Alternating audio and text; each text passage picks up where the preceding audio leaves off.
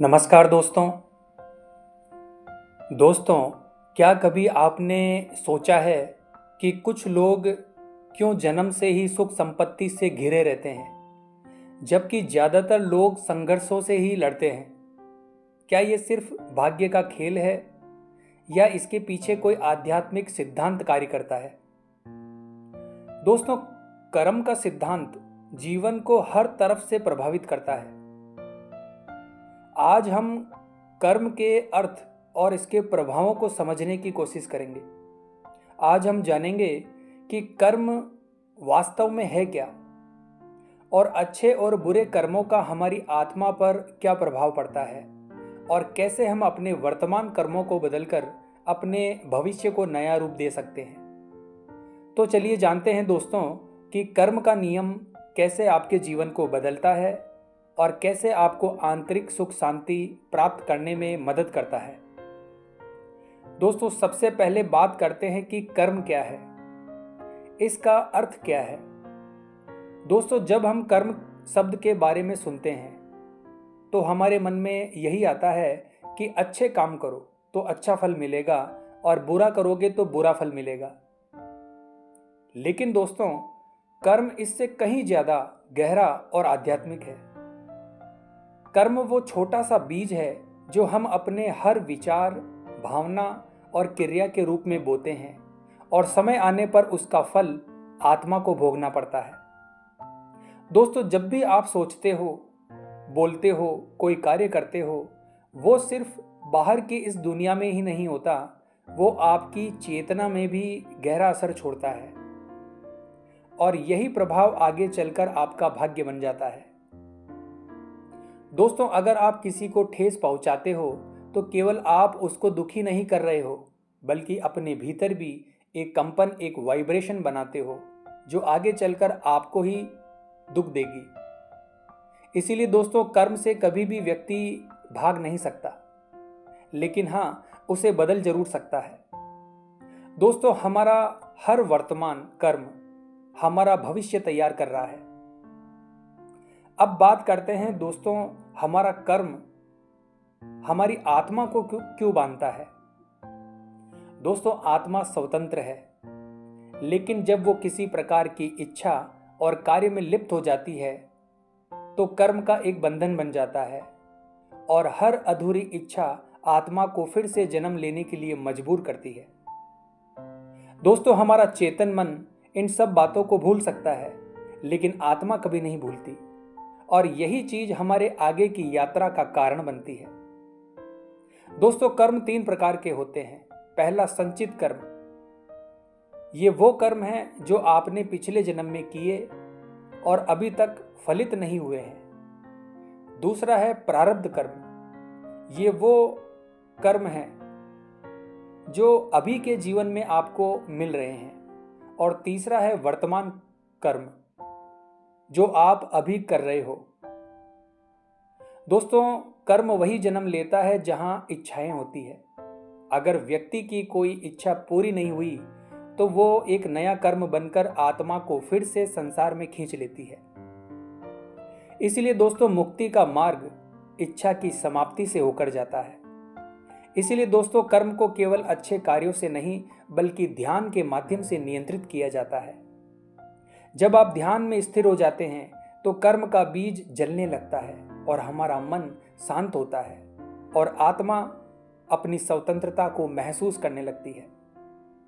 दोस्तों, अब बात करते हैं कि अच्छा और बुरा कर्म कार्य कैसे करता है। दोस्तों, हम जो भी कार्य करते हैं वो हमको बाहरी रूप से ही नहीं बल्कि हमारी आत्मा की ऊर्जा पर भी असर डालती है। हर कर्म एक ऊर्जा है और ये कभी नष्ट नहीं होती बल्कि लौट कर आती है। दोस्तों, अगर आपका कर्म स्वार्थ, लोभ, क्रोध, मोह माया या घृणा से प्रेरित है तो वो आत्मा को बंधन में डालता है। लेकिन अगर आप प्रेम, सेवा, त्याग से प्रेरित होकर कर्म कर रहे हैं तो वो आपको ईश्वर के करीब ले जाता है।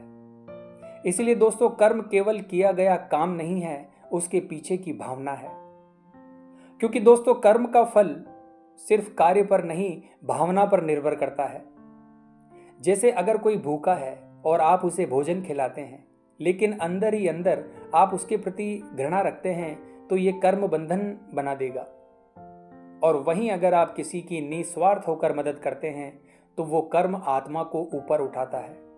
इसलिए आप किस प्रकार का कार्य कर रहे हैं, इसके साथ ही उस कार्य को आप किस भावना से कर रहे हैं, इसका विशेष ध्यान आपको रखना होता है। दोस्तों, आपका हर कर्म एक ऊर्जा की तरंग बनाता है जो ब्रह्मांड में घूमती रहती है और सही समय पर आपके पास लौट आती है। दोस्तों, कई बार ये ऊर्जा तुरंत वापस आ जाती है। जैसे किसी को चोट पहुंचाने पर कभी कभी हमको उसी वक्त गिल्टी या तनाव महसूस होता है, और कई बार ये कई सालों या जन्मों के बाद वापस आती है। इसीलिए इसे कर्म का चक्र कहा जाता है। दोस्तों, ये कभी नहीं रुकता है जब तक कि आत्मा उससे ऊपर ना उठ जाए। दोस्तों, कर्म का फल हमेशा उसी समय नहीं आता जब कर्म किया जाता है। जैसे बीज बोने पर तुरंत फल नहीं मिलता, उसी तरह कर्म का परिणाम भी कुछ समय लेता है। इसलिए जीवन में जो अच्छा या बुरा फल हमें मिल रहा है वो सिर्फ इस जीवन के कर्मों का ही नहीं, पिछले जन्मों के कर्मों का भी है। निस्वार्थ सेवा ही मुक्त कर्म है। दोस्तों, ध्यान की गहराई में जाकर ही हम अपने भीतर के कर्म के संस्कारों को शांत कर सकते हैं। कर्म कोई दंड नहीं है, ये एक शिक्षा है जिसे ईश्वर ने आत्मा को परिपक्व बनाने के लिए रचा है। जो तुम्हें वर्तमान समय में मिला है वो तुम्हारे द्वारा किए गए कर्मों का फल है, लेकिन तुम्हारा आने वाला कल तुम्हारे आज के कर्मों पर ही निर्भर है। दोस्तों, हम में से प्रत्येक व्यक्ति के मन में कभी कभी ये सवाल जरूर आता है कि क्या जीवन सब कुछ है या मृत्यु के बाद क्या होता है। दोस्तों, जैसा कि आप सभी जानते हैं कि आत्मा कभी मरती नहीं, ये केवल पुराने वस्त्रों को उतार कर नए वस्त्र धारण करती है, जिसे हम जन्म और मृत्यु कहते हैं। अब बात करते हैं दोस्तों कि पुनर्जन्म क्यों होता है। दोस्तों, पुनर्जन्म का मतलब शरीर की मृत्यु नहीं है, बल्कि व्यक्ति की अधूरी इच्छाएं और अधूरे कर्म होते हैं। दोस्तों, आत्मा तब तक इस संसार में आती जाती रहेगी जब तक वो अपने द्वारा किए गए सभी कर्मों से मुक्त नहीं हो जाती। व्यक्ति के द्वारा किए गए कर्म ही आत्मा को पुनर्जन्म लेने के लिए मजबूर करते हैं। जब व्यक्ति का शरीर नष्ट होता है तो आत्मा हमारी अधूरी इच्छाओं और कर्मों के साथ अगले जन्म की यात्रा शुरू करती है। और यही कारण है कि कई बार हम बचपन से ही कुछ विशेष गुणों, आदतों या समस्याओं के साथ पैदा होते हैं। ये सब पूर्व जन्म के कर्मों का ही प्रभाव होता है।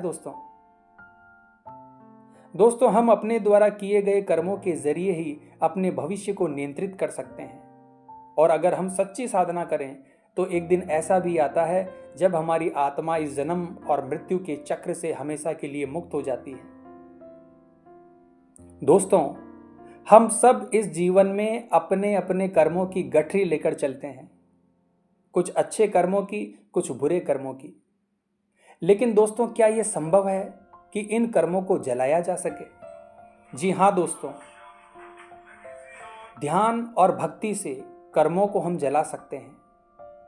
ध्यान केवल मन को शांत करने की विधि नहीं है, बल्कि ये हमारे शरीर की शुद्धिकरण की प्रक्रिया है। जब कोई व्यक्ति गहराई से अपने आप को ईश्वर के प्रति पूर्ण समर्पित करके ध्यान करता है, तब उसकी बुरी आदतें, डर, वासनाएं, मोह माया और पूर्व जन्मों के कर्म धीरे धीरे नष्ट होने लगते हैं। इसका सीधा सा अर्थ है दोस्तों, आपका अगला जीवन केवल संयोग नहीं है, बल्कि आपका अगला जीवन आपके कर्मों पर आधारित है। आपको कौन से माता पिता मिलेंगे, किस जगह आपका जन्म होगा, आपका स्वास्थ्य कैसा रहेगा, आपको अपने जीवन में कितना संघर्ष करना पड़ेगा, ये सभी आपके द्वारा किए गए कर्मों पर निर्भर करता है। दोस्तों, ये ईश्वर के द्वारा रचा गया मोह माया का जाल है, और यहाँ आकर आत्मा ये नहीं समझती कि इस संसार में स्थायी कुछ भी नहीं है। और जब तक वो अपने सभी कर्मों से ऊपर उठकर स्वयं को ईश्वर को समर्पित नहीं कर देती, तब तक पुनर्जन्म का चक्र चलता रहता है। यहाँ आकर आत्मा ये भूल जाती है कि वो परम पिता परमेश्वर की संतान है और खुद को शरीर, नाम और इस दुनिया के बंधनों में उलझा लेती है। दोस्तों, ईश्वर की भक्ति कर्म से ऊपर उठने का सबसे शक्तिशाली हथियार है। जहां सच्ची भक्ति होती है वहां ईश्वर स्वयं आ जाते हैं। दोस्तों, जब हम सच्चे हृदय से प्रभु को पुकारते हैं तब ईश्वर की कृपा हमारे कर्मों की दिशा को बदल देती है। दोस्तों, एकमात्र भक्ति ही वो शक्ति है जो कर्म के बीज को उगने ही नहीं देती।